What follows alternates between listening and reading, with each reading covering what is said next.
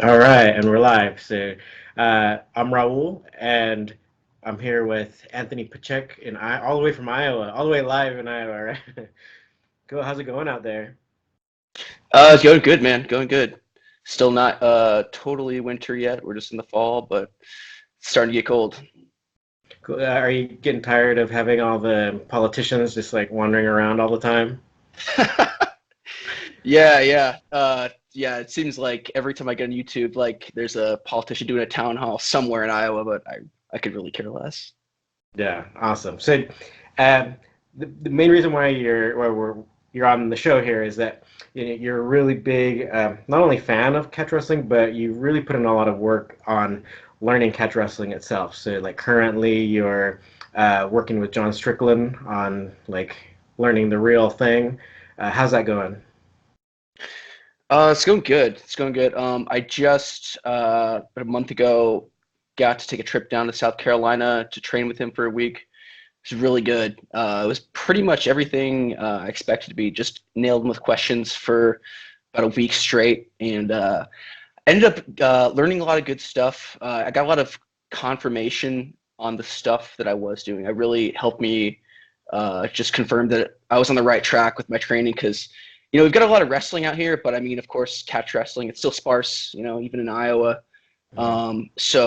I'm just doing a lot of, watching videos, trying to, implement that into my jiu-jitsu game or, implement it on the mats with other people who are doing jiu-jitsu. But it's still just it's kind of a crapshoot, without an actual, someone who's an authority there to kind of be a quality control on you. I asked him a bunch of questions, and it would seem that I'm on the right track. So it was a good trip. Okay, awesome. Good to hear. And actually, that kind of brings me to our topic, right? Um, it's actually been in the news a lot, or at least in the grappling news, like with the past couple of weeks since ADCC happened, and then that got followed up by a takedown competition, right? So people are asking, what is better again, like wrestling or jiu-jitsu? And I guess my take on it is that what like the mainstream like pundit or the mainstream grappling person is considering being wrestling is not exactly what I would consider wrestling, right? Or I would call that amateur wrestling. So like nowadays, a lot of people when they think of wrestling, they're thinking of these like some of the two main styles that came from catch wrestling, like freestyle and folkstyle, which almost instantly got all the submissions removed or barred from, and then later they added points and shortened the time limits and stuff. So I think nowadays, for most people have like don't have that historical perspective. So when they say wrestling, they're thinking of these amateur wrestling styles, which don't have like submissions and have these point systems. Uh, so they're arguing like almost like a is it or is an incomplete version of wrestling better than jujitsu? So in a way, that's kind of like what I'm hearing when I hear it. I mean, what's your take on that? Yeah, I think that's a good way to put it. I was gonna say, yeah, like a watered down, but I think incomplete is probably a good way to phrase it. Um, yeah, I mean, yeah, when you hear jiu-jitsu guys talk about it, it's always, oh, wrestling has good takedowns, good top control, and then they mention the intangibles, the aggression, the mental toughness. But for me, and I came up in folk style wrestling, and I started doing jiu-jitsu right after that. So for me, I used to be of that mindset, but after studying catch wrestling, and the more I get to know it, the more I realize just how complete of a style it is. And yeah, so for me, when I hear the wrestling versus jiu-jitsu debate, in my mind, it immediately defaults to catch wrestling versus jiu-jitsu because that's, for at least for me, that's the highest technical form of wrestling that can compete with jiu-jitsu on the submission plane. Um, so yeah, like I was watching, I think on Flow Grappling, there was like sort of a recap show um, podcast, and I posted to my social media. It was the wrestling versus jiu-jitsu debate, I think was the name of the video, and I think for about an hour they just went into it, and it was kind of the same old. It was a lot of the same old kind of stuff, same old arguments, you know. But there was one guy in that video on the panel who was discussing catch wrestling. So if you want to see that, just go to like Flow Grappling's YouTube channel. I think the podcast is called Fistful of Collars, and catch wrestling actually does get a shout out there. And they discuss sort of, you know, different possible mixed rule sets that we could see, you know, to have wrestlers compete against jiu-jitsu guys. And actually right now it's a really good time for that kind of thing. Like we were just talking about after ADCC with Nick Rodriguez, who is, I think he was D3 wrestler somewhere for a spat. And then now he's in jiu-jitsu, and he's been training jiu-jitsu for maybe a year, if that. He's already a purple belt, and he's already got second at ADCC, you know, which is huge. So it really goes to show you just how far you can go, even with just D3 wrestling and some good coaching. Yeah, so he had a match with I think it was Pat Downey. I think it was at Carver. I didn't even know what was going on. I believe it was at Carver Hawkeye Arena. I just caught it on Flow Grappling the day after, but I would have went to that. I just didn't know what was going on. Yeah, totally. but they had it was a takedown contest. There wasn't any mat work involved, and Nick Rodriguez got smoked. Pat Downey, he's like Olympic team, right? Or he's almost qualifying for the Olympic team, something like that. So he got smoked, like he got tech falled. And then also I saw Gordon Ryan was made a post on Instagram, you know, discussing various, you know, wrestling versus jiu-jitsu mixed rule sets. He's proposing. And I think it was like maybe a month ago or so, there was a mixed rules match that occurred, I want to say like somewhere in Asia. It was some Asian wrestler versus, I want to say it was like Korean versus a grappler. And they did like first round, I think was wrestling, second round was jiu-jitsu. And then third round might have been like some kind of mixed version of that. I'm not sure. I have to go back and look at it. But right now is a really good time to discuss that kind of thing and discuss wrestling versus jiu-jitsu. It's a hot topic. And I mean, with guys like Nick Rodriguez going into ADCC and kicking ass, you know, it seems like every year wrestling becomes more and more, or not every 2 years at ADCC, it becomes more and more of a critical thing to have in your arsenal. So yeah, it's a really good time for this kind of conversation, and just really catch wrestling in general, you know, because it does fall right in the middle of those two styles, in my opinion. So I think, you know, I don't know what they're gonna. I hope that we kind of find some kind of mixed rules for grapplers and wrestlers to compete against each other. I don't know if that would be catch wrestling. I think catch wrestling might offer some, you know, kind of a cool rule set to think about, or just something kind of thought-provoking to maybe that might lead to some other kind of mixed rule set. But yeah, it's good. I think it's a good time for catch wrestling. Yeah, totally. And I actually, there's a lot of talk about what kind of rule set would work. And then I did listen to that podcast too that you mentioned from Flow Grappling. And they were saying all these different things, but all of them kind of included some kind of point system. And I think that's where catch wrestling could actually be a better way to think about it, where it's like no points. You know, just, I mean, ideally it could be where it's like the old catch wrestling rules, maybe with, I mean, I know the jiu-jitsu world would be really happy if there was no pins, right? So maybe we can compromise on the no pins, but also then have no points and no time limits, and actually go until someone actually wins. You know, either, well, I guess it'd have to be submission only. I guess that'd be the only thing they'd really respect, right? Because they're not going to respect a pin, or they'll always be complaining about it if they got pinned, right? Yeah, I don't think most jiu-jitsu guys are going to go for, you know, a short pin, like you know, in catch wrestling, I think classically it's like a 3-second pin. You know, I've seen some variants there. I don't think they're going to go for that short a pin, because it really doesn't allow them much time to set up guard work. And if they're going against a better wrestler, you know, they're going to need that time on their back to set their stuff up. But, you know, I think about this a lot, you know, just even before ADCC, this is just something that's always on my mind. what's a good kind of middle ground for all grappling styles to meet on.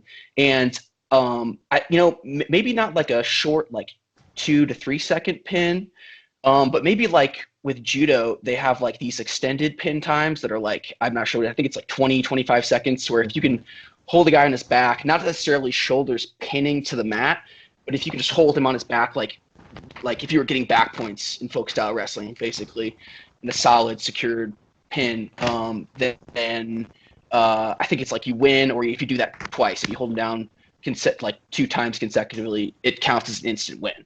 So I think maybe something like that, where it's like, yeah, if you can hold the guy down for an extended period of time and it's not, shoulder blades on the mat, that might be something that they would go for, and I like that just from kind of a combat grappling, combat wrestling perspective, because, I mean, man, if you can hold a guy down on his back for that long, I mean, if you can do that in the cage, you can ground and pound that guy, you're going to be ground pounding that guy the entire time. Can you hear me all right?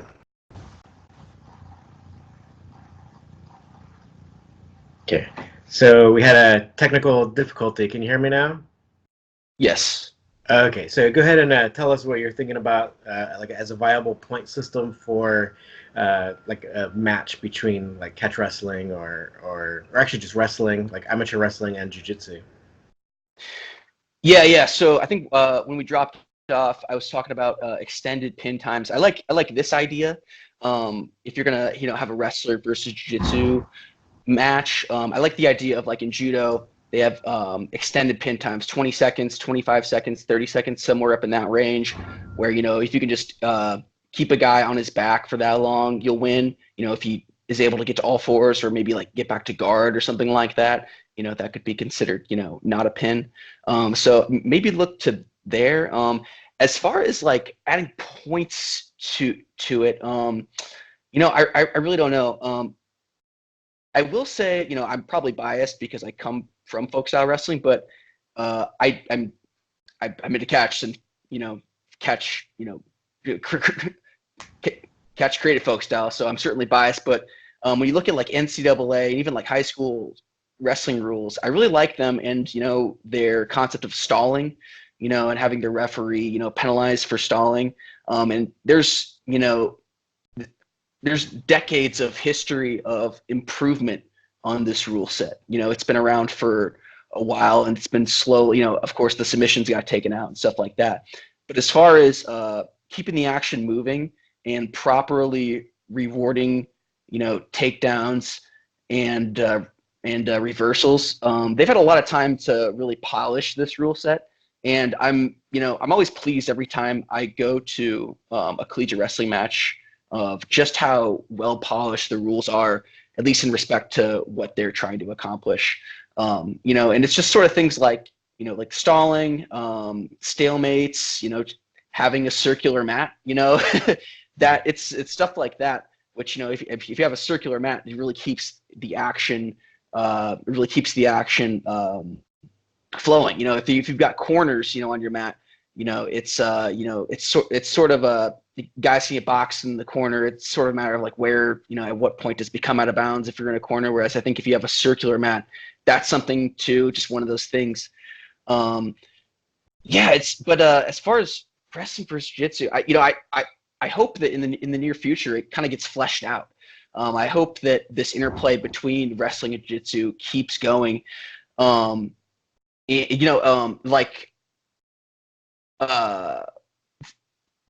For like when I was watching ADCC, they have these little kind of like commercial breaks they'll do, and it'll be like, flow grappling or flow sports, and then they'll flash between a bunch of sports, of people doing, the sport that they do. And it was kind of cool because, it flashed, and I think it was maybe there was a flash image of Jordan Burroughs, or maybe like Kyle Daker, I don't know, like some big time wrestling star. And then for a moment there, I saw a flash of Gary Taunton, who is, of course, in this latest ADCC, and is a pretty high level submission grappler himself. So grappling is kind of, it's getting up there. It's getting noticed, alongside wrestling. Wrestlers are starting to notice grappling. They don't call it jiu-jitsu. They just call it grappling. And I think what Flow Grappling has got going on right now is doing a lot. For instance, I was at the grocery store yesterday and I was in line and I was chatting with the cashier and he's like, yeah, it's cold outside, but I got wrestling season, so I got to go, get my road work in. And I was like, oh, that's cool. Have you ever done any jiu-jitsu in the, off season? You ever consider that? And he's like, oh, grappling? Yeah, I did that when I was a kid. So it's slowly making its way into the world of wrestling, and it's kind of becoming this, I don't want to say like viable alternative yet, for a post collegiate wrestling career, post high school wrestling career, because just the money isn't totally there yet. It's coming up, but like for instance on Twitter, I think it was Bo Nickel posted after ADCC, I'm doing ADCC next year, which is huge. Mhm. But Bo Nickel, he's a big time, college wrestler at Penn State, I believe. So just the fact that Bo Nickel is taking notice of something like ADCC shows you that these two things are kind of converging now. They're starting to meet. They're starting to meet. And it's really, I think it's more the no-gi side of things. I don't think the gi will ever be palatable for, like a wrestling audience. Of course, there are going to be some who it's going to be palatable for. But really, the whole no-gi side of things is starting to come up, with things like EBI doing their thing, and just ADCC getting more popular. I think this year was the most popular ADCC of all time. I think it maybe got the most views. It definitely had a really big crowd there. So yeah, I just want to see more of this, man. As from a catch wrestling perspective and someone who has done folk style and jiu-jitsu, it's just a great time for me all around. Yeah, no, I totally agree. I think this is one of the biggest ones, and like the nogi itself can be the bridge to these like two style or these two worlds in a way. Right? So, but with that being said, like me too. I personally prefer the nogi stuff, and I do think that if there's enough money involved, then it can become a viable alternative to like something you can do after college, just like how like Bo Nickel was interested in doing it, or at least he tweeted that he'd do it, which like him in particular, I think actually even a lot of the Penn State guys, I think the way they wrestle really reminds me of like a catch wrestling style, right? Much more fluid in the way they're doing, and even a lot of the counters, like it looks like a lot of head scissors and stuff like that people are using, and it's pretty great to watch. And I think that maybe that kind of mindset that they have, I think they even said it in the podcast from Flow, where it's like maybe one of the guys on the staff there was like a jiu-jitsu black belt or something. Who knows how much influence he has, but at least some of the things we're seeing coming out of the Penn State wrestlers, it's show, or at least it looks a lot like catch wrestling to me. They can't, of course, do a lot of the submission stuff, but like say like in ADCC, they can, right? So if money moves to ADCC or even a lot of these, even what we have like Fight to Win and stuff like that, where it's like they are paying for grappling matches. So if we can get even more involved in that, or more like money involved, then I think you'd get more of these grapplers learning some of these submissions. And ideally, if they're learning the catch wrestling, that'd be like, in my opinion, like the best bridge to integrate their wrestling style with some submissions, and then they could totally be making money on these like in Fight to Win or ADCC and these other ones. Yeah. As of recent in the folk style world, the whole like funk style wrestling has really gotten more popular. After Askren did his thing, and it's sort of permeated the world of folk style, which really again, it's just another good thing for catch. It's like you're saying, it's much more fluid, much more open to briefly going across your back a little bit, attacking at awkward angles, countering at awkward angles. And I think for the longest time, I'm not the biggest folk style historian, so I could be totally wrong here, but I think for the longest time in folk style,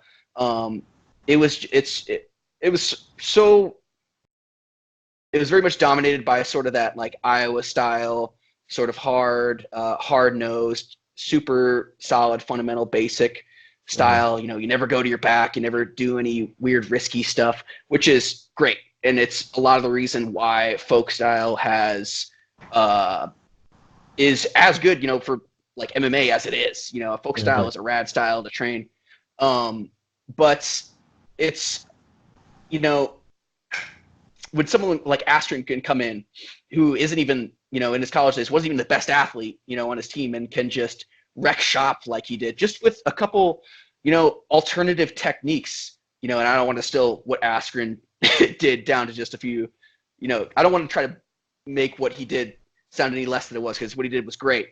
But really, it's like he didn't really take too much outside the box thinking to just totally change the game, you know. And so on the folk style side of things, it's trending in this kind of funk style, you know, that's kind of more popular. And then on the jiu-jitsu side of things, the grappling side of things, they're incorporating more wrestling, and they're becoming a little more harder style. Whereas, you know, in the beginning, you know, from a wrestler's perspective, all jiu-jitsu was just totally funk. You know, if you're going to talk about it like a wrestler talking about it, it was just early jiu-jitsu was just all funk, you know. And so these styles are sort of integrating. I don't know. I don't think that they really know it necessarily. You know, I suppose on the jiu-jitsu side of things, you know, they are consciously incorporating wrestling, but they're sort of independently sort of coming to center, if you will, which from a, you know, from just a pure grappling fan's perspective is great to see. And it's I you know, I'm not sure, but my ultimate kind of dream is just to have one kind of all around well balanced style of grappling and wrestling, that, you know, you can put somebody in and it's going to be good for self defense, it's going to be good for MMA, it's going to be entertaining to watch from a fan's perspective. And that's personally why I gravitate towards catch wrestling, because I think right now it offers it offers that. You know, I don't think there's really anything else out there that can offer kind of all three of those things like catch wrestling can. So I just hope it continues. Yeah, I think you're definitely right about the whole funk thing. Okay, cool. Yeah, I hope it continues too. And like, even with that being said, like how you mentioned, like uh, having a style that can encompass like the self-defense stuff, but also even like the sport aspect stuff. So like, I can give you an example. Like in February, I was in China, and then they just asked if I wanted to do this like kind of modified freestyle rules tournament, because it was, you could win money. And uh, like what was cool about it is that like they didn't have all the stopping, right. Like the ref just really wanted you to go for a pin. So no Nice. matter, yeah, so no matter what happened, those, so yeah, no points, just try to go for a pin. And like I was like, out of 25 guys, and some were like former national champs, like no, national freestyle champs. They all go to this region of China. And Oh yeah, that yeah. was it. Yeah, so just primarily just like with the catch wrestling stuff, I was able to like get third place. So yeah, I beat a few like former national champs, and some people who had won in that region for like many years. Finally dethroned some of them. So they thought that was pretty cool. But like it was using a lot of the catch wrestling stuff. Like, That's sweet. That's awesome. yeah, yeah. It was a lot of fun, because it's just like I just showed up and I'm like, I'll try, because one of the wrestlers that I was competing, or like I was coaching her, she was going to be doing it. So they also offered me a spot. So I said, oh, what the hell? Let's see what happens. But Hell yeah, yeah. yeah, yeah. Yeah, So it was nice. Mhm, it's really amazing how much bang for your buck you can mhm, get out of incorporating catch wrestling. And I mean, you just kind of entered a freestyle tournament on a whim, you know, or a freestyle mhm, S tournament on a whim, did mhm, well, you know. mhm, I primarily do, you know, submission grappling tournaments, you know, jiu-jitsu, mhm, and submission, because that's mostly what's available, you know. And even in that setting, you know, I'm still getting a lot of bang for my buck out of studying catch wrestling. You know, you can't, you know, it's you have to have a mind for it. You can't just obviously like go on YouTube and see a technique and be like, oh, I'm just going to try the technique. You really have to understand how it works and how to implement it. Mm-hmm. But when you do, it's just they're just I like to put it like this. There's so much technical real estate still left out there to be claimed that if you just think outside the box a little bit, you're gonna be training really efficiently. You're gonna be getting a lot of bang for your buck. That's really cool that you were able to just hop in a freestyle tournament like that. You know, like you said, against like national champs in that region. Yeah. So I thought that actually like really solidified it, at least the value of catch wrestling for me as well. It's like just using a lot of the same principles that I'd learned, from like from Roy Wood and Wigan or Billy Robinson or John Strickland and stuff. It's like you can like if you're having that good solid defense, then people can't penetrate, and then a lot of times you can counter them when they attack and stuff. So and I even use that a lot with like a lot of the jiu-jitsu people. I've taken Nogi classes like in Singapore. Also, I was at Cabrinha's. Now I'm at Fight Science and also at 10th Planet in West LA. And like a lot of the catch wrestling, it just works. Like, and so it doesn't matter kind of like who you come up with if you kind of like stick with some of these fundamentals. I mean, you can start getting creative, if you want to, like start being more funky like or whatever, that's totally fine. But just as long as you know some of these, like defensive stuff, like wrist control, all that stuff, it'll take you very, very far. Like regardless of like the competition rule set, whether it's like freestyle or like Nogi grappling. So I see the value too, and like just like I'm glad that you're seeing it as well. I think it should be noted too. You just got second at White Belt Gi Worlds as well, was it? Yeah. So I don't even do gi very much, but I figured. So even in the gi, Yeah. hey, it's at White Belt, but I mean, it's just still. It was your first White Belt tournament, right? Or sorry, it was your first gi tournament. Yeah, first time I ever competed in gi, so I was figuring like, man, like it works so well in freestyle. I'll put on the gi like once a week for a few weeks just to kind of get used to it, and yeah, like beat a few guys, got to the final. But that's the thing. Like I think I want to try to do maybe Nogi Worlds to see like because the IBJJF it's actually a pretty rough like schedule. So it's like you have to weigh in like right before you compete, and so that's something I wasn't used to because like I basically like had to starve myself a little bit just to make that weight because the gi weighs a few pounds too, right? So had to make sure I cut that. Yeah. Hate that. I personally do not like IBJJF tournaments at all. I mean, they're very well organized. I'll say that. But yeah, the whole weighing right before you wrestle thing and just their rule set, I can totally leave it. I've done a handful in the past, and yeah, for me, they're just not worth it. High entry fee too. Yeah. But that's the thing. It's like it's on Flow, and like I think it's pretty prestigious. So and it's like their world competitions are real like world competitions. And I think it's good that like say even if we get some catch wrestlers in there, and if we're medaling, then regardless of the belt level, it's still like something that would be good for catch wrestling overall. I mean, at least maybe even if it's no gi, but gi I wouldn't care. I think I totally did that for fun, but like if we can be in there like at Nogi Worlds and stuff, that'd be pretty awesome. And ADCC of course. Something that I just someone I forget where someone pointed it out. I think it was some guy I was watching like a Turtle Guard video on or something like that. But he was making the point, and this is a really good point. In the IBJJF rule set, Turtle there's actually a lot of real estate there for playing Turtle or all fours as we might call it in a catch, because I think if the guy gets to Turtle on you on top of you and you're in Turtle, it's only an advantage point. Whereas if he passes your guard to side control, it's like 3 points. So yeah, I mean if you're you're on the feet and you get taken down, and you can go to Turtle and it's only going to be an advantage point. Don't quote me on that. I'm not any kind of aficionado on IBJJF rule set. I could really care less. But there, I think there is some real estate there that I'm not really sure why. You think they'd have that cleared up by now if it's a jiu-jitsu tournament. But yeah, there's some loopholes there that you can that can be taken advantage of from a catch wrestling standpoint, even from the point system.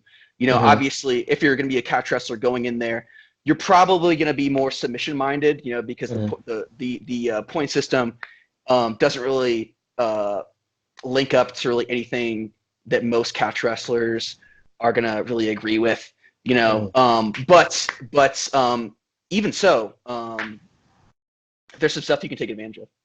Oh, I agree 100% with Turtle Guard because I tell some people like that because who don't know much about wrestling, or I just tell them, oh, I'm just doing Turtle Guard because it's like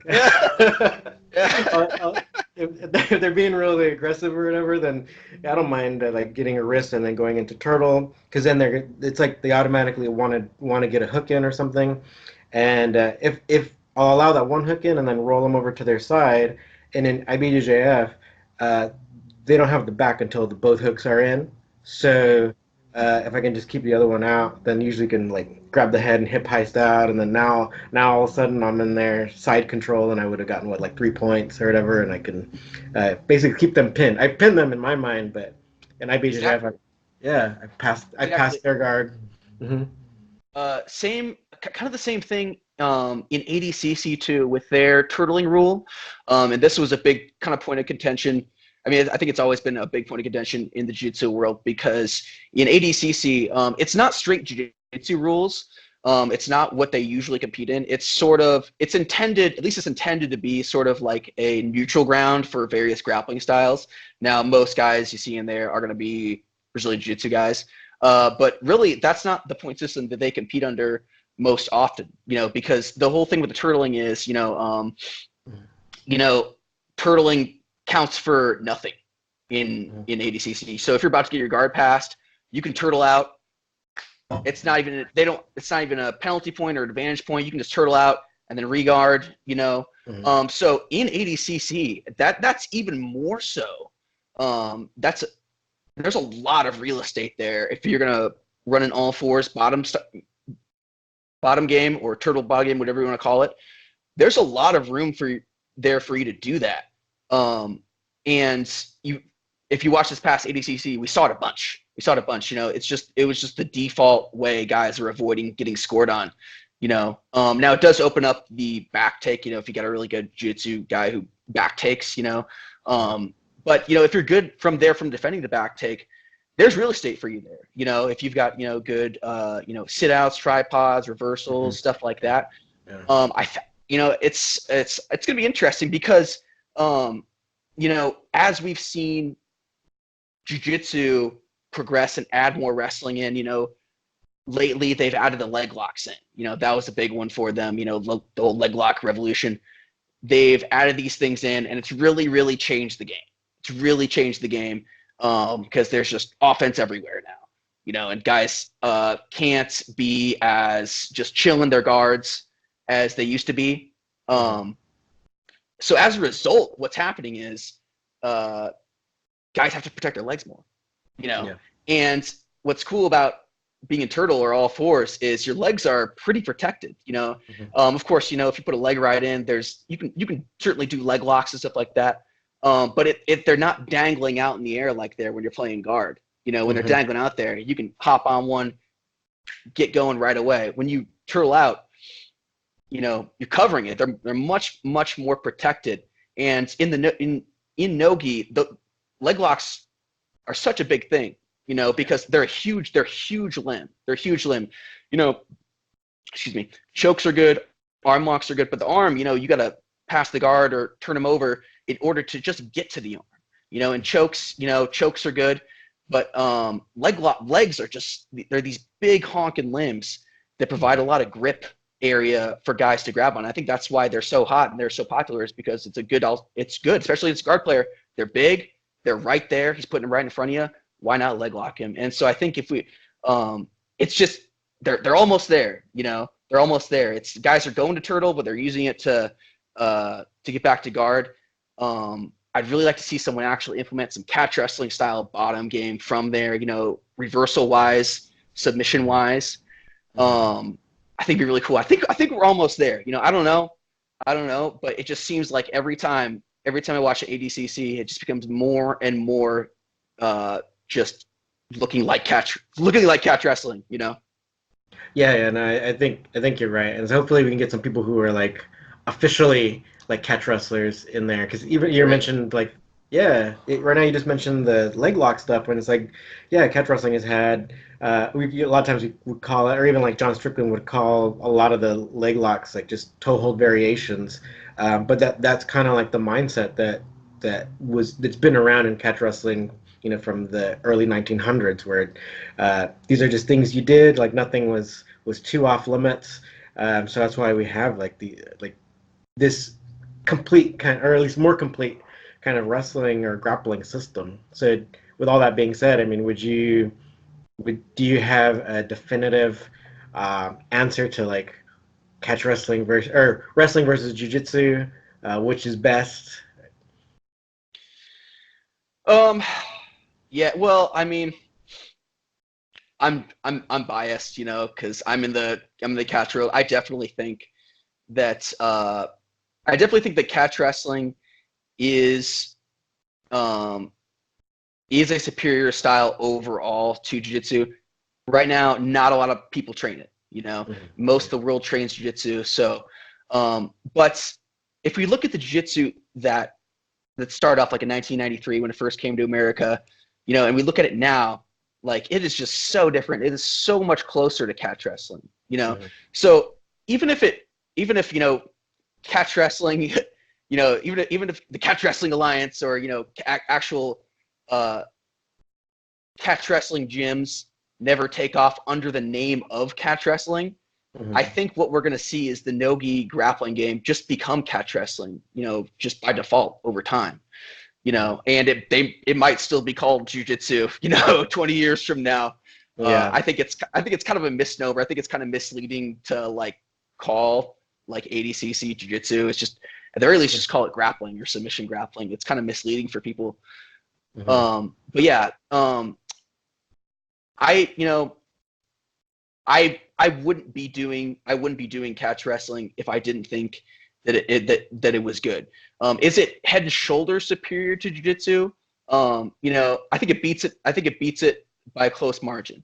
I think Mm-hmm. I think especially with what guys are doing nowadays, um, in jiu-jitsu, it's good. It's up there. It's a good style. I think we have to take note of that and respect it.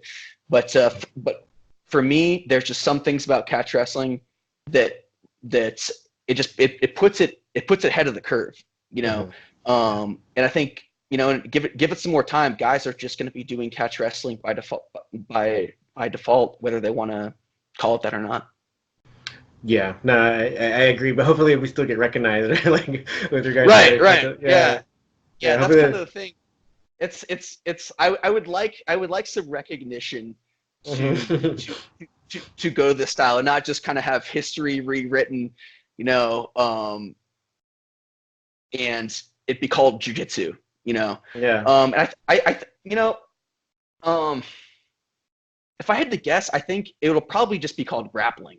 I think it'll be called grappling in the future. I don't think it'd be called jujitsu. I think it'll just kind of congeal into grappling. But yeah, I definitely agree with you. I think people need to know about this because at the very least, you're gonna save some time not reinventing the wheel. Hmm. It's out there, especially with a lot of various jiu-jitsu gyms and coaches are out there putting out material online now. Like you can just speed up your game so quickly, and get so much more bang for your buck, and you don't have to reinvent the wheel. Yeah, no, that's a great point. Yeah, and yeah, I'm sure that say right now a lot of tournaments are still calling still saying Nogi division or whatever. Yeah, but I think maybe that the whole gi part might just fall off, and because even a lot of traditionalists are not considering like Nogi as being real jiu-jitsu. It's like it's its own sport. So yeah, that might just continue on, and yeah, just be called like submission grappling or just grappling in general. And so yeah, that might be the development in the future. But like, hopefully, we can't like forget about like the value of pinning people because it's like or being like our top game and stuff like that because it I think it's one of these things that are like not really valued if you come from a jiu-jitsu like perspective or background, but like it's like, well, try to get out when I've taken you onto your back, even though they might want or they don't feel like they're too in danger, but it's like they're either they can't get out and say like an IBJJF, if they're struggling and they can't get out and I've got like side control for a while, then I can start getting all these advantages, whatever. Like, they've added those things, but it's kind of like that where it's like, yeah, if someone is struggling and another person can maintain, even if they don't get the submission, they start giving them like credit or whatever. So at least I guess that probably goes back to the whole like what kind of rule set might work. I mean, I personally don't necessarily like advantages, but that can kind of go along with the whole riding time kind of thing, where it's like you're riding someone, and if they still can't get out, they can't fight their way out. Instead of maybe measuring riding time, maybe they can get some advantage or something like that. But Yeah, it's the lost art of pinning, right? In the mhm, world of jiu-jitsu, the back, getting to the back is primo. It's number one. It's mhm, favored above all else. But mhm, it's a good position. Getting to the back, getting totally behind someone, getting mhm, getting a complete angle on your opponent is great. But for me, it's at the very least, it's on par with having a really good pin on someone. For me, if I'm grappling, generally I'm gonna try to pass the guard and get to a good pinning position, like headlock, or like a stockade or something like that. mhm, mhm, And unless I need the points, it's running out of time and I need the points. My main attacking positions are like side control type stuff, crossbody, uh, side control, because if you know how to, you can exert so much pressure there. And that's in jiu-jitsu, angle is favored over pressure, mhm, and I don't think that's right. I think that's, in, per, personally, if I'm grappling somebody and, they get me on my back and they're pinning me and then they opt to take my back, they opt to transition from a pin to being on my back. I'm like, man, thanks. You just took the pressure off me, mhm. at least in my opinion, it's much easier to deal with angle than it is to deal with someone who can exert really good pressure. Because all things even, if you spend two minutes inside someone's back control, it's not as tiring as if you spend 2 minutes underneath someone in a really strong pin.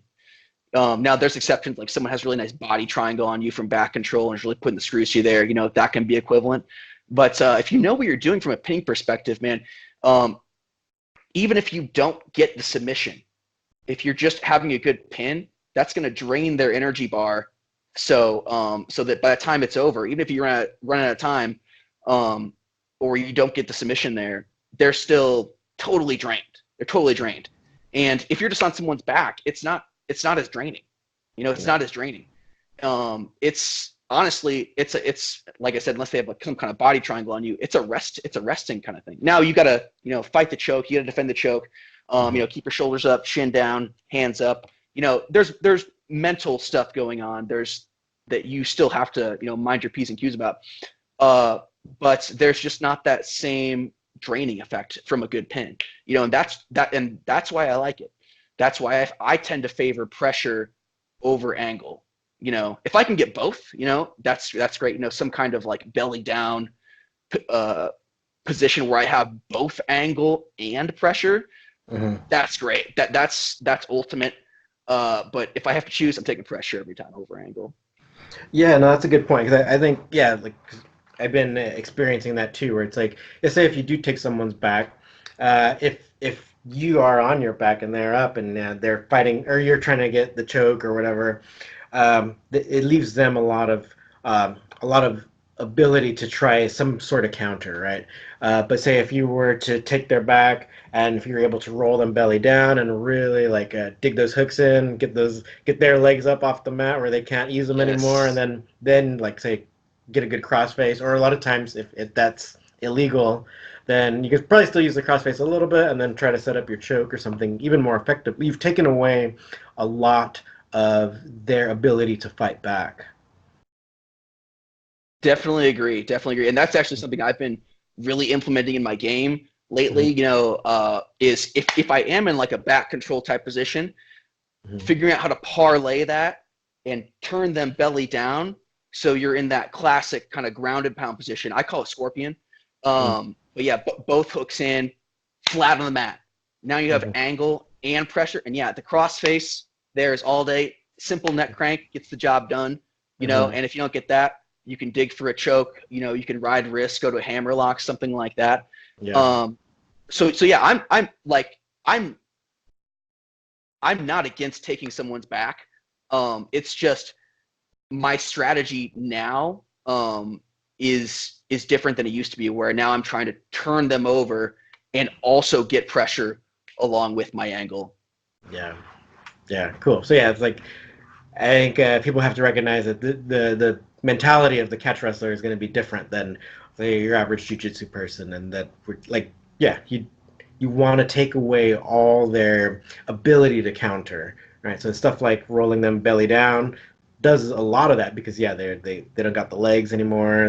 You're really minimizing their ability to like even grab and kind of control your wrist or defend at all because they're just like face down on the mat. Yeah, you want to be a control freak. You don't want to give them any opening. You know what I Mm-hmm. mean? You want to be a tyrant. You want to be a tyrant on Mm-hmm. top. You don't want to give them any kind of opening. Um, and you know, it's kind of interesting. It kind of going back to ADCC. There was this guy named Lachlan Giles. Anyone who's listening who watched ADCC knows this name. He was getting people with a lot of leg locks. You know, and he's kind of got this alternate leg lock system. But what was more interesting for me was he like his strategy going in was, if I'm on bottom, I'm going to try to leg lock you from guard.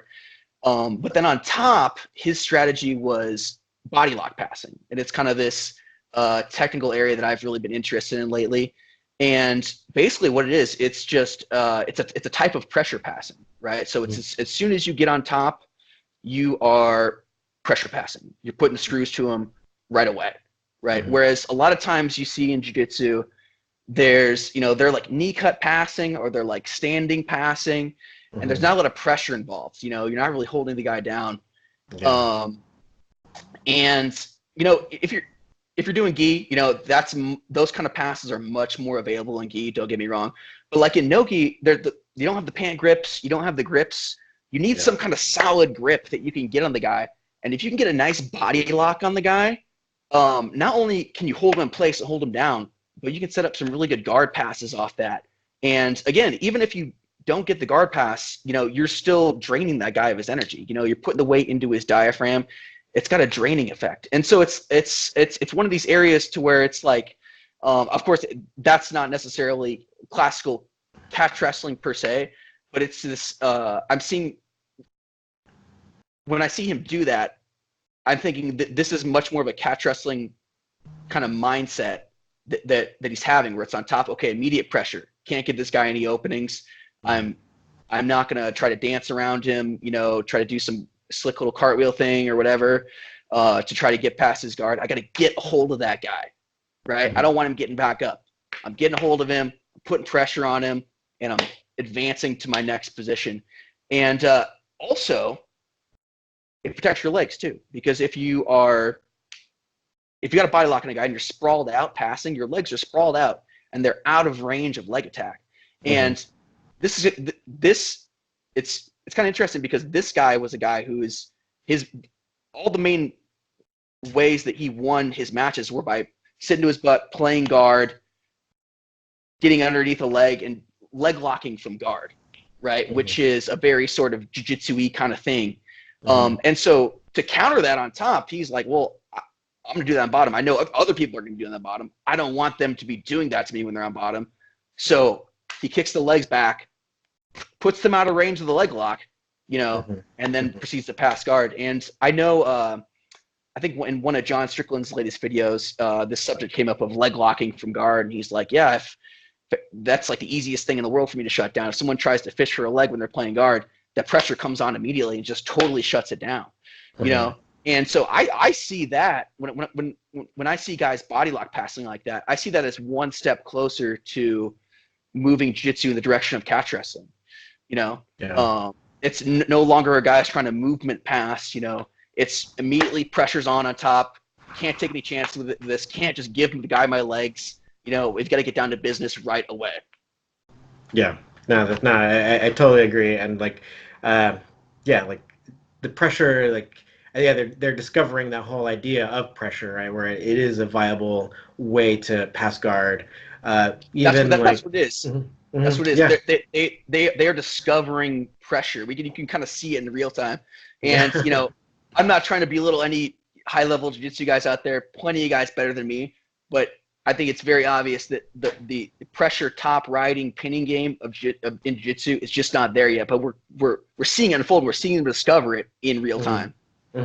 Yeah, and say like the more say like catch wrestling or more catch wrestlers can be competing in these things, then I think they're going to start seeing the value of it even more, and then yeah, we'll see that evolution probably even speed up. So hopefully we can get a lot of legit catch wrestlers into these competitions. It'd be great to see catch wrestling represented in ADCC because yeah, I enjoy the rules and. I'm sure no one's ever gonna agree on like an ideal rule set, but these things Yeah, it's are, tough. yeah.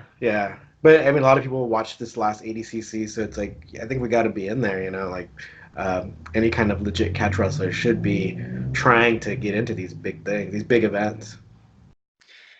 Yeah, you know, and like we were saying, as if more like college wrestlers come over to the submission grappling side of things, you know, most of the time if you're a college wrestler, you're thinking MMA, but really sort of as a matter of you know, the wrestling world not really offering too many spots for wrestlers post college, you know, unless you're making like the Olympic team or you're a high international level, you know, it's kind of over for you. You know, Yeah. you're going to MMA, but you know, MMA's that in the world of MMA that bar is raising now too, and I mean, you can get paid in MMA, but really it's like it's kind of stagnated as far as the pay goes. It's tough. It's a tough life to be an Yeah. MMA fighter. You know, I've never had any aspirations to fight MMA. For me, just grappling and wrestling has always been enough. But man, if you're a college wrestler eyeing an MMA career nowadays, and you're seeing what guys are getting paid and how much damage you might have to take, and with that long road, it's like Jesus, like is this really even worth it? You know? Yeah. And so as a matter of kind of the wrestling world kind of messing up in that respect, and the MMA world kind of messing up in that respect, and really the sort of gi jiu-jitsu world kind of messing up where it's like they've just got they're it's so far out there nowadays with gi jiu-jitsu. You know, they're doing all this kind of like they're grabbing the lapel and pulling it between their legs, playing all these gi specific kind of guards and moves. It's so foreign. It's like when you watch it, you're like, what is this? You know, it's it really has to be your thing for you to be into it. Now there's exceptions, you know, there's a lot of old school jiu-jitsu guys who still I love to watch, you know, but it's sort of trending in this kind of weird direction in gi jiu-jitsu. So it's like all these areas where wrestlers could have gone are sort of getting blocked off, you know, and there's this area of Nogi submission grappling that's just kind of fertile ground, I feel like, for, you know, if you're a college wrestler, or even like a high level high school wrestler, and you still want to stay at it, like there's some fertile ground here. You know, look at Nick Rodriguez. He's just a D3 guy, and he's killing it. Give it the right coach, you know. Yeah. So yeah, it's all these kind of areas are kind of gotten they've all kind of gotten stuck in their own ways, you know, and they're all kind of stagnating, you know, and there's just this wild west of Nogi, in at least in my opinion, at least from what I can see. Yeah, no, I'm kind of seeing it the same way too, and it's looking like a pretty fun genre to be in. So hopefully we can get some more catch wrestlers in there. Yeah, it's just man, it's there's, you know, I've been following catch wrestling since like 2010, maybe like 2011, I want to say, Hmm. and just in that time, just in like a little under 10 years, it's grown a lot. Still got a long ways to go though. you Hmm. know, um, I'm not really sure what catch has to do besides, just go compete, go fly the flag of catch wrestler. I do. I'm just kind of a mid-level amateur, submission grappler, kind of person. But I I go implement catch wrestling style maneuvers in jiu-jitsu competitions. So it could be done. Hmm. Hmm. And you got to know how to work it. Obviously you can't just think that you're going to go implement any catch wrestling move into a jiu-jitsu competition, but all signs are pointing to this stuff being legit. Like I said, when I first found it, I saw a couple like catch wrestling technique videos online, and I was like, oh my god, this is great. This is much more of what I thought jiu-jitsu was gonna be when I started jiu-jitsu. Hmm. Um, because like when I was in high school wrestling, I was aware of jiu-jitsu, and I was like, man, it'd be really great if I could do that. And if there would have been a jiu-jitsu club, I probably would have done that instead of wrestling. Hmm. But it wasn't as big at the time. And then I got into jiu-jitsu, and it's kind of like this isn't like necessarily what I had thought it was gonna be. Like it's good, but I feel like I feel like it could be better. And then I Yeah. stumbled onto some catch wrestling videos, and I was like, yeah, this is the stuff right here. And just over time, just training at my jiu-jitsu gyms, I've just go on YouTube, or like nowadays, I'm with John Strickland, go on his site, watch his videos, and just be intelligent about it. Hmm. See what they're doing, see what could work, go try it out, go experiment, implement it into your game, believe in your stuff. Trust me, believe in your stuff. I spent a long time kind of like, I don't know, man, this isn't what everyone else is doing. But as within the last couple of years, I've really been able to implement like damn near close to a pure catch wrestling style Hmm. in submission grappling tournaments, and I've had success. I've had success. So if you are in the catch world, fly that flag. Get out there, compete. Uh, if you're into it, wear some wrestling shoes. You're out there, that wouldn't hurt. Just Hmm. let people know what's up. Of course, if heel hooks or any other foot locks are live, it's gotta know what you're doing. So tread lightly there. But hey, wear wrestling shoes. People ask about your technique or what you're doing. Take the time, let them know. Let them know what's up. Maybe direct them to a cool YouTube channel or a cool site that you know of. Just be friendly, spread the word, and I think the more people that we can get, not only from the college wrestling side of things, in the jiu-jitsu world, but the more jiu-jitsu people we can get, start thinking about catch wrestling. Hmm. Uh, I think that's stuff we could help. It could help us grow and eventually get some names up there. Yeah. Maybe to at least like ADCC trials or something like that. Yeah, yeah. At least the trials, and if they can win that first match, that'd be awesome. At least, like. So yeah, I think we got a lot of goals, and yeah, we got a long way to go because yeah, we got to create even more catch wrestlers, right, than the very few there are now, and then have them out there competing. Yeah. Do you have any tournament coming up or any match coming up? No, I'm taking some time off right now. I'm going to be getting back into it here pretty shortly. I don't have anything on the schedule. Just being a Mm. bum. But yeah, I'm certainly not done with grappling and catch wrestling and jiu-jitsu. It'll always be. I don't think I'll ever be able to step away from it. It's just too fun, honestly. Yeah, yeah, no, I agree. It's pretty awesome. Yeah, even though it's pretty gritty and kind of like a lot of stuff they talk about with regards to folk style, but we got crossface, we got neck cranks and stuff. So I think it makes our grit a little bit more gritty in that way. So, but it's fun. It's fun. Yeah, that was another thing too. In when I was looking at the rules for ADCC, apparently I wasn't aware of this, but apparently no spinal locks or neck cranks were allowed. Even like the twister, even the twister wasn't allowed. And which is kind of weird because like you know, like a lot of 10th Planet guys are doing that nowadays. You know, Hmm. I can certainly see how you wouldn't want someone getting like paralyzed, you know, Hmm. getting their neck broke, you Hmm. know, live at a big event like that. But man, like if you're trying to promote, if you're trying to increase the number of submissions, you know, that are going to occur and try to stop matches from going to points and stop matches from going to overtime, like Hmm. man, it just like I used to be sort of more of the camp of like submission only, Hmm. and I like submission only tournaments. I used to be more like, oh, submission only tournaments are, you know, that's the way to go. I'm not opposed to points nowadays. I'm fine with them, but goddamn, we got to have all subs legal at Hmm. the like expert level, advanced level, black belt level. It's a shame. Like there people trying to figure out, oh, how do we get more submissions? Like maybe allow all the submissions. You know, I'm not saying Yeah. allow. I'm not saying allow eye gouging and fish hooking, Yeah. obviously, or even like, you know, like finger lock stuff like that. But like, goddamn, like let's allow the neck cranks. Let's allow spinal. Let's give more targets to hit. You Yeah.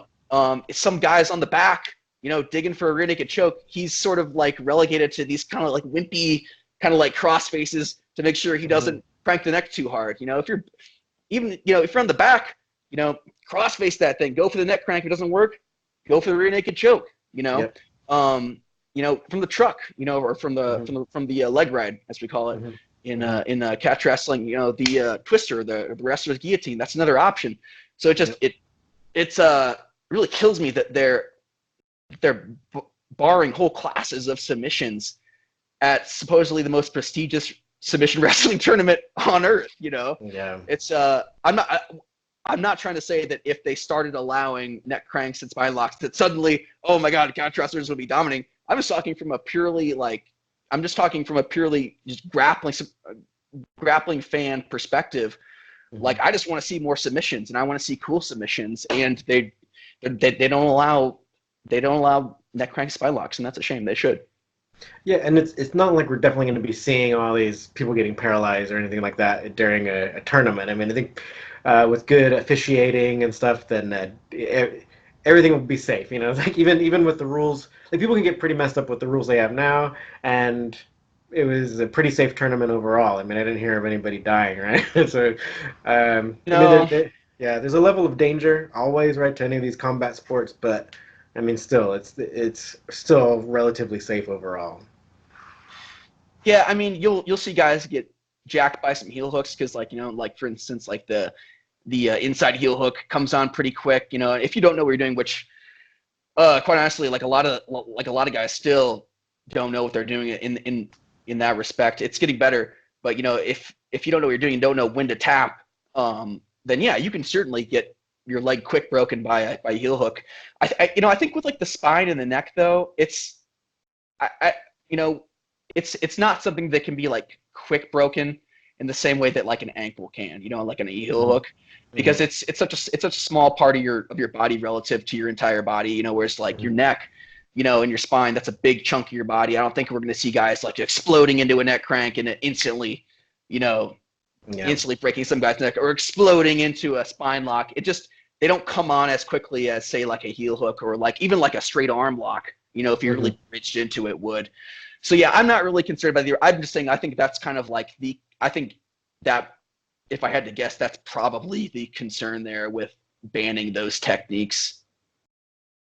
Yeah.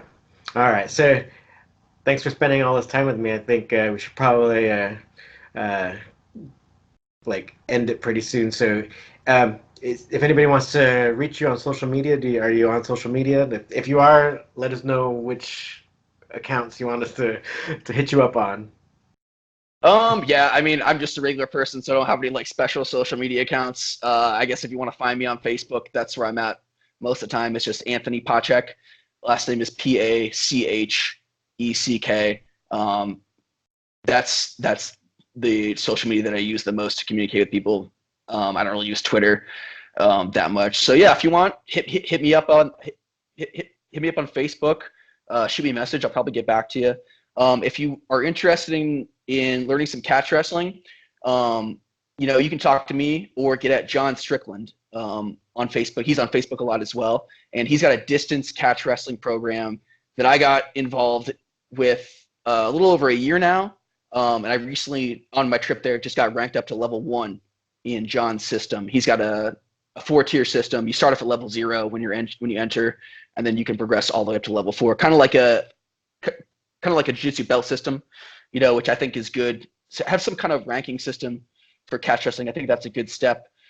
So you can get on there and you can shoot videos back and forth with John. There's like a yearly fee you can pay, super cheap, and it's super worth it. The guy is super knowledgeable. It's worth, he'll get on Facebook and just do kind of like live videos, maybe like once a week or a couple times a week, and just drop really good knowledge on you. And his style is no fluff at all. There's no fluff in there. He comes from a folk style wrestling background as well, and he was mentored by Billy Wicks. That lineage traces back to Farmer Burns, who of course is a famous catch wrestler. And guy knows what he's talking about. He's not going to bullshit you at all. I just got involved with him, and it's cool. It's not ideal. Obviously, I would like to have him. I'd like to train with him every day. But as we know, there's just not a lot of catch wrestling out there nowadays. So you got to make do with what we have, and we've got this technology we can use. Like I said, like YouTube is such a great resource. If you've got some mild intelligence about you, that you can use to implement. You can go in there. You can find the techniques you're looking for, and implement them into your game. And what John does is he basically has created this little kind of Facebook group where he's posting videos, he's posting technique videos, he's just posting videos of him talking, just dropping knowledge. And as far as I can tell, like I can't really think of I don't know, maybe someone can enlighten me, but I can't really think of like a better system that's going right now as far as catch wrestling goes, as far as like consistently being able to have someone who's knowledgeable at your fingertips. Maybe there are a couple more programs out there, but it's not just a matter of seeing this person every once in a while. You can literally be in contact with John pretty much whatever you want. He gets back to you pretty quick. So if you're interested in learning catch wrestling, I can't think of a better way than that. It's not ideal, but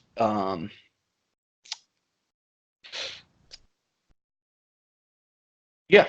I don't know how to put it like that. I don't know how to put it any better than that. It's not ideal, but it's certainly pretty good.